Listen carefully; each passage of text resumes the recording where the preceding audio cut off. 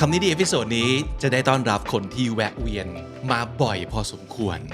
แต่นี้จะเป็นครั้งแรกที่เราจะได้นั่งคุยกันในรูปแบบวิดีโอเต็มรูปแบบ and it's gonna be the first time also that this episode will be done in bilingual with this guest พี่ดุจดาววัฒนภกรสวัสดีครับสวัสดีค่ะจริงๆเคยได้ยินพี่ดาวสอนหรือว่าเลคเชอร์เป็นภาษาอังกฤษอยู่แล้วแหละมีบ้างค่ะ because you went to get your education in Britain right yes I got my MA in London so yeah sometimes I give a lecture in English right สิ่งที่เรียนรู้จากพี่ดาวอันนึงอ่ะคือเรื่องของการฟังแหละเรื่องของการฟังแล้วผมก็รู้สึกว่ามันเอามา apply กับชีวิตได้จริงๆเนาะตอนแรกเราอาจจะมีความรู้สึกว่าสกิลฟังเนี่ยนะสมมติสกิลพูดเราเข้าใจได้ว่าโอ้คุณต้องรู้จักใช้คำพูดใช้น้ำเสียงใช้อวัจนภาษามันมีหลายแบบสกิลที่เกี่ยวข้องมีแทคติกต่างๆแต่แบบสกิลฟังมันมีเหรอวะก็ถ้ามีหูแล้วยังได้ยินเสียงก็แปลว่าฟังได้แล้วไม่ใช่เหรอOh was I wrong I was so wrong to think that is so easy to just listen แล้วก็เพิ่งรู้จากพี่ดาวด้วยจากคนอื่นๆด้วยว่ามันเป็นสิ่งที่บางทีเขาสอนกันเลยนะมีเซสชั่นในการไปสอนกันเช่นมีการแบบใช่ไหมพี่ดาวสอนอยู่แบบ deep listening สำหรับผู้บริหารอะไรอย่างเงี้ย so can we talk a little bit about that because I was curious what do you teach at these classes I teach how to listen to another person and most of the time people don't know whether they know how to listen or not everybody thinks that okay I know how to listen but in fact they don't know how to listen well so we start right from like how to set the body language when we are listening that will help you to be a good listener and how to be attentive and how to like maintain a focus on another person try not to interrupt like empathetic listening you try not to interrupt and you listen more and you feel all the feelings all the story and you just go along with the story like feeling with the story and try not to interrupt that's empathetic listening it's good for any situation where there's a lot of emotion coming out like แบบเพื่อนโกรธ when people is angry you gotta like let them vent and exactly vent and everything or if that person is sad or overwhelmed you don't interrupt just let it flow that's empathetic listening that's already difficult for some people yeah because it doesn't look like you're doing anything or it doesn't look like you're helping and you feel like you're supposed to help the person in front of you like they come to you and cry and they're like breaking down in front of you they are suffering obviously and you want to do something right you want to do something that's your own need not that person's need that person wants to communicate to ventilate to express so you're helping but it's not like problem solving I'm helping you with this and that but you're being a containment for them a containment yeah I contain your story I contain your feelings like I have a big containment like this big and you just let it flow and we be holding หลั่งไหลเข้ามาใส่เข้ามาเลยเป็นถังเปล่าๆภาชนะให้อย่างนี้ so you're helping them to contain their stories แบ่งเบาอะค่ะแบ่งเบาเขาได้เทออกเขาเบาเราช่วยถือน้ำหนักก็ถ่ายมาที่เขาบอกว่ามาช่วยแบ่งเบากันหน่อยอะไรอย่างเงี้ยด้วยการฟังนี่คือช่วยแล้วมันคือการ support เป็นคอนเทนเนอร์ให้เขาที่พี่ดาวพูดเมื่อกี้คือใช่เลย doing just that is already hard for a lot of people just to listen and say nothing right that's the first one but the second one I teach them to use like active listening เมื่อกี้ empathetic ใช่ไหมครับ empathetic listening คือฟังอย่างเข้าใจ but active listening you're gonna be more active like ไม่ได้ฟังอย่างเดียวไม่ได้ฟังแล้วแบบแต่ว่ามันมีการตอบกลับด้วยมันมีการ paraphrase สิ่งที่เพิ่งได้ยินไป paraphrase คือการที่แบบเหมือนเรา get keyword จากสิ่งนั้นหรือว่าใจความสำคัญเหมือนตอนอ่านหนังสือสอบแล้วเราพอเจอใจความสำคัญทำยังไงคะไฮไลท์คนยุคหนึ่งจะไฮไลท์คนเก่ากว่านี้จะบอกว่าขีดเส้นใต้ดอกจันปีกา ดอกขีดเส้นใต้ ในภาษาพูด ครับ ตอนที่เราฟังเราทำแบบนั้นได้ด้วยการ paraphrase ก็คือเหมือนเป็นการสรุปใจความจับประเด็น จับประเด็น แล้วก็สรุปใจความกลับไปที่เขา กลับไปที่เขา โอเค ทวนคีย์เวิร์ดมันเหมาะมากเวลาตอนส่งมอบงาน เคยไปสั่งอาหารร้านอาหารแล้วก่อนที่พนักงานเขาจะไปแล้วเขาบอกขอทวนนะคะโหเราจะขอบคุณมากนี่คือ active listening แต่ถ้า คื เขา อ บอก ฟังก์ชันนั้นเลย ฟังก์ชันนั้นเลย ถ้าเขาแบบว่าสมมติเราทำงานกับพี่บิ๊กบอกพี่บิ๊กคะเดี๋ยวเราทำ1 2 3 4 5แล้วพี่บิ๊กบอกว่าโอเค I got you เราจะแบบ got อะไรบ้างได้อะไรไปบ้างครบเปล่าแต่ถ้าพี่บิ๊กว่าได้ละ1 2 3 4 5พี่บิ๊กทวนให้เราแล้วโอ้พี่บิ๊กเข้าใจ good listener good active listener นี่คือแบบ paraphrase ได้ด้วย หรือเราจะมีการ clarify บางทีเนี่ยเราไม่เข้าใจกันเรา communicate แล้วเราเข้าใจไม่ตรงกันเพราะอีกฝั่งใช้คำที่กว้างมากเช่น oh I think this idea is good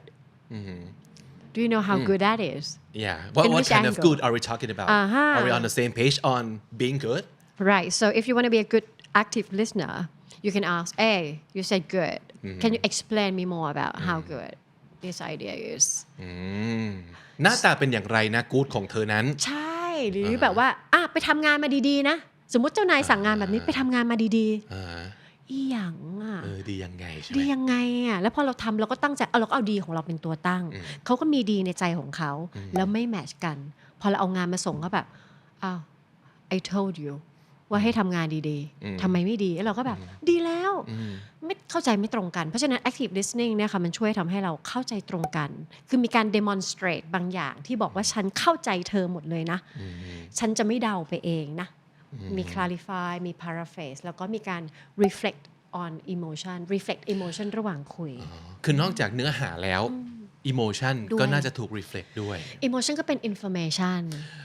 emotion ก็เป็น information ได้อีกหนึ่งโค้ดและ hashtag แล้วนะครับ emotion ก็เป็น information เจ๋ง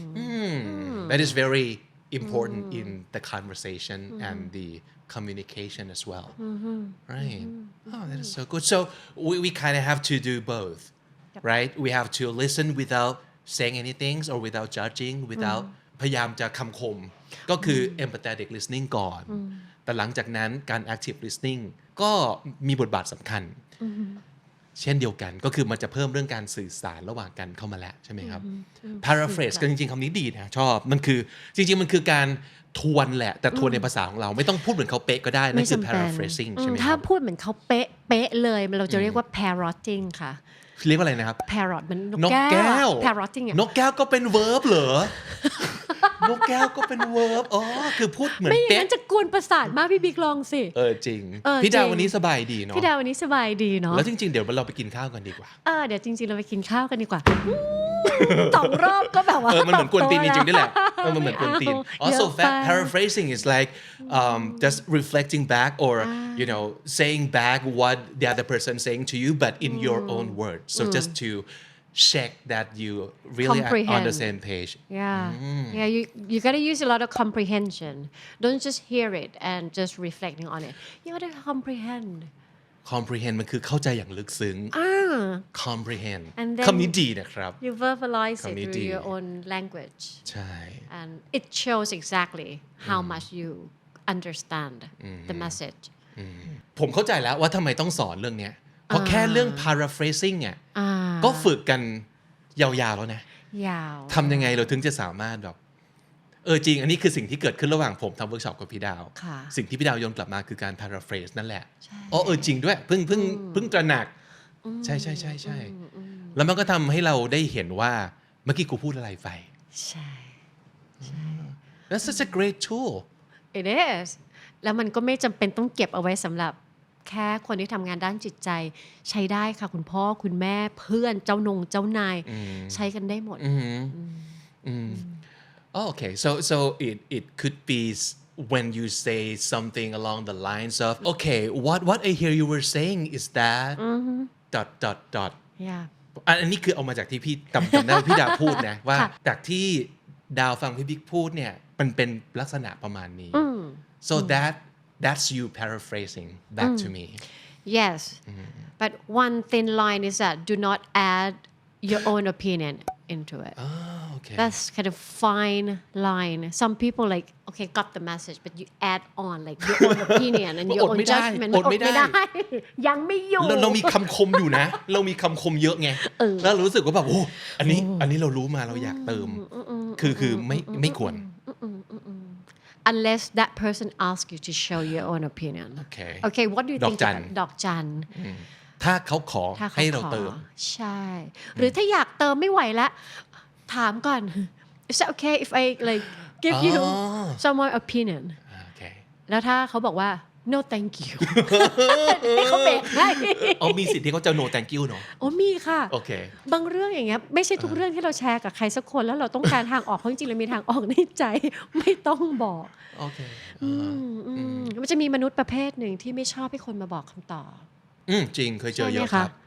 ใช่ เขาแค่อยาก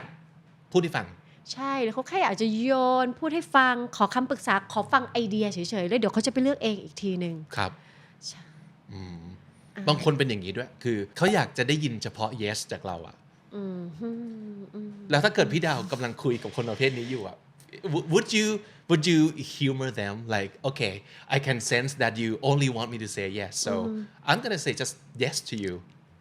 are you that kind of in a workshop or like in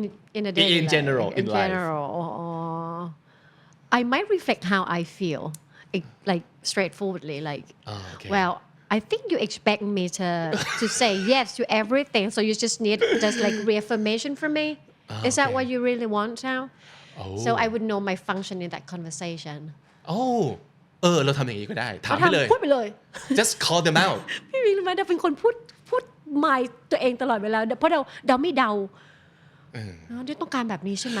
ถ้าเกิดเราดูแบบพวกหนังซีรีส์หรืออะไรต่างๆเราจะเห็นว่าการเดาเอาเองหรือคิดเองเนี่ยมันคือคอนฟ lict ของทุกสตอรี่ไลน์เลยครับคิดว่าต้องเป็นอย่างนี้แน่เลย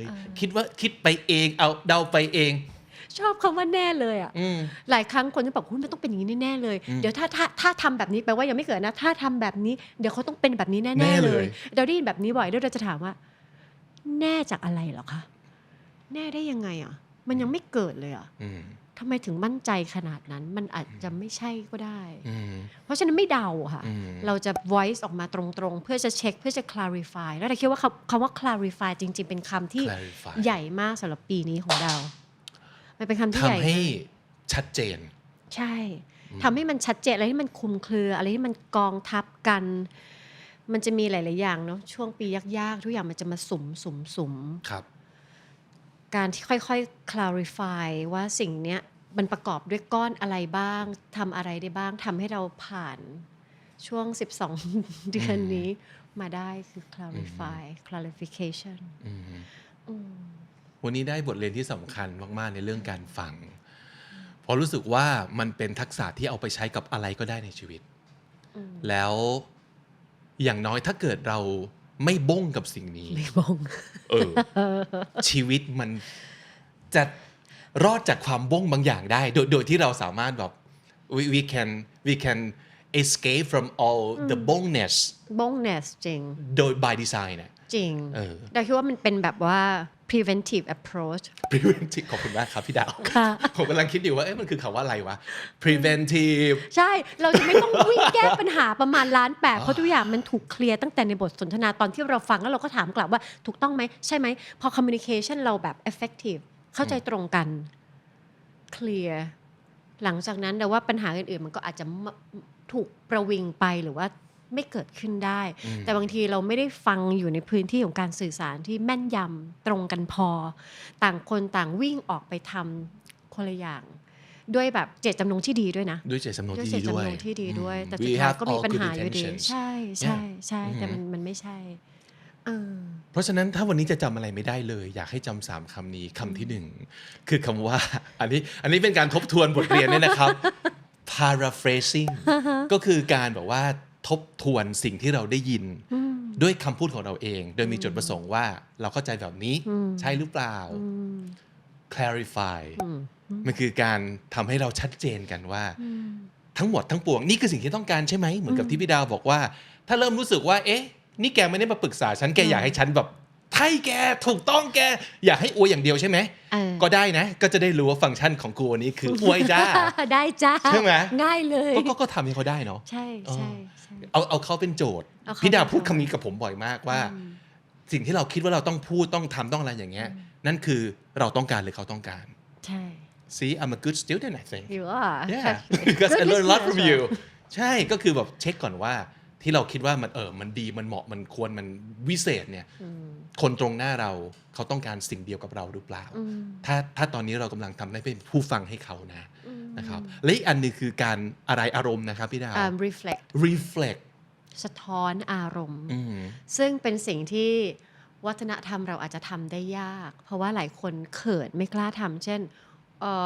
reflect สิ่งที่เป็นอารมณ์ของเขาที่เขาอาจจะมีอยู่แล้วอย่างเงี้ยค่ะ เราก็จะสามารถสะท้อนได้ว่าเห็นนะว่าตอนนี้กำลังแบบโกรธอยู่เลย เหมือนกับแปลว่าพี่ดาวเนมอารมณ์ให้เขาใช่ไหม ใช่ ว่ารู้ตัวไหมเนี่ยว่าตอนนี้เรากำลังรู้สึกอย่างนี้อยู่นะ ใช่แต่ว่าไม่ได้ทำในเวที่แบบให้รู้ตัวนะทำให้รู้ว่าเราสัมผัสมันได้นะ I can see that you're angry talking about this topic with me right now. I can see that you are upset about อะไรแบบนี้ค่ะก็ voice มันออกมาเพราะว่ามันเป็นสิ่งที่เราสัมผัสได้อาจจะผ่าน tonality ของเขาอาจจะผ่าน body language ของเขา น้ำเสียงภาษาร่างกาย เอ่ย อะไรแบบนี้มันส่งมาแล้วเราก็บอกไปเลยว่า I could feel that you're sad ซึ่งเป็นสิ่งที่จริงๆมันดูเหมือนแบบ therapist like มากๆเลย แต่ว่าคนทั่วไปก็ทำได้เนาะให้กับเพื่อนเราให้กับคนรักของเรา ใช่ ว่า ทำได้ เธอเนี่ยรู้ตัวไหมเธอกำลังหึงเราอยู่ในเนี้ยแต่เธอไม่บอกว่าเธอหึง แต่เนี่ยหึงนะ ใช่ป่ะ ได้ไหม อย่าป ได้ไหม อันนี้มันไปเช็คอันนี้ไปจิ้มเขานิดนึง อ๋อเหรอ เสียง อ๋อโอเคแล้วพูดยังไงเนี่ย พูดแบบไม่ล้ำเส้นเขาจะบอกว่าฉันรู้สึกถูกหึงว่าอะไรอย่างเงี้ยเห็นไหมเข้าใจคำว่าภาษาไทยมันลำบากไหมฉันรู้สึกถูกหึง passive กับ คืออะไรวะ active voice เนาะ ใช่ใช่ ไม่ใช่เธอทำอย่างนี้แต่ฉันรู้สึกอย่างนี้ ฉันรู้สึกว่าฉันถูก ถูกห่วงอยู่ ถูก เหร ห่ว อง ขอบคุณพี่มิกตอบ It's like a small choice of word that makes all the difference right wow this is อย่างที่บอกอีกครั้งครับเข้าใจแล้วว่าทำไมเรื่องนี้ต้องสอนกันเป็นคอร์สเป็นเวิร์กช็อปหรือเป็นอะไรก็ตามทีเพราะว่ามันมีรายละ ไม่ เอี มี ยด ราย เยอะ ละเอียด มาก ดีเทลใช่แล้วก็อย่าง reflecting หรือการสะท้อนอารมณ์ หลายคนไม่รู้ว่านี่ก็คือพอแล้วใช่แล้วเช่นมันสามารถทำได้หลายแบบก็คืออาจจะแบบโชว์ support ตรงไปตรงมาเลยหรือแบบเหมือน validate emotion เขาไปเลยว่าแบบI can see you feel guilty if I were you I would feel guilty as well มันเป็นการ validate ว่ามันเกิดขึ้นได้รู้สึกผิดกับเรื่องนี้เหรอเฮ้ยถ้าฉันเจอเหมือนเธอฉันก็รู้สึกผิดเหมือนกันแหละมันทำให้เขาแบบฉันก็ไม่ได้แย่นะที่ฉันรู้สึกผิดตอนนี้อะไรเงี้ยเรา validate อะไรแบบนี้ก็ได้นี่คืออยู่ในเซตของ reflecting emotion ค่ะ ได้ประโยชน์เยอะแยะมากมายครับแล้วก็เชื่อว่ามันไม่ใช่สิ่งที่แบบเรียกว่าแบบลึกล้ำมันไม่ใช่วิชาแบบเทพอะไรมันคือความเป็นมนุษย์นั่นแหละมันเป็นวิชาคน but it would take practice I think ใช่ because just from listening to you I bet that not everybody can just go out there and okay I know now how to listen well you might but it would take practice Yes. you would just have to put that into use the real use เพราะว่ามันก็เป็นสิ่งที่ดีเพราะว่ามันเหมือนกับทุกวันนี้อาจจะมีคนชอบเป็นฝ่ายพูดมากกว่าฝ่ายฟังทั้งที่ฝ่ายฟังก็มีความสำคัญไม่แพ้ฝ่ายพูดแล้วคุณก็จะเป็น you could be a great and important part of the conversation by just listening